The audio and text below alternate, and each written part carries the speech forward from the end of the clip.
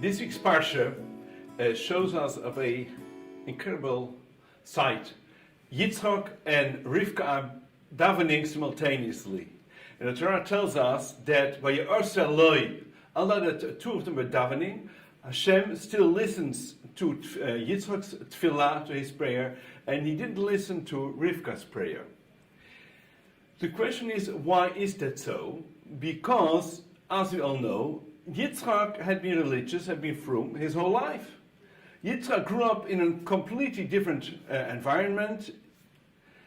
Her parents had nothing to do with Yiddishkeit, with nothing, and she was a Baalat Tshuva. She came back. And Chazal teach us that the place where a Baal Tshuva is standing is higher, is greater than somebody who hasn't done Tshuva.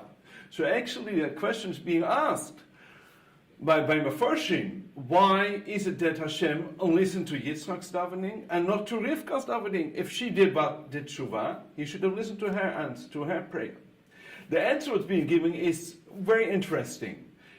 Why is a Baal Tshuva special? He's special because he comes from an irreligious background, from a different background, and he makes a U-turn, becomes different, shakes everything off, shaves his hair, puts on a keppel, puts on tefillin, keeps Shabbos, and becomes a different person.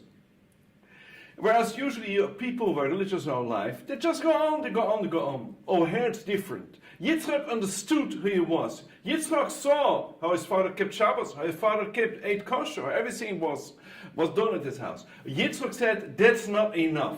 I want to do more. I want to deepen my father's experience. I want to do it a certain way, in my own way. And Yitzchak became great in that way. And therefore, what we usually see by Baal Tshuva experience, Yitzchak was able to incorporate a similar experience in his life. What we learn from there is something magnificent. We in life, we today, in today's days and age, we are trying to bring as many people back as we can. At the same moment, we see so many interesting things happening in the Torah world. Davyomi, Shuvu, other projects. We have to appreciate that because besides the people who are trying to bring people back, there are also many people who are trying to strengthen and making the Torah experience greater.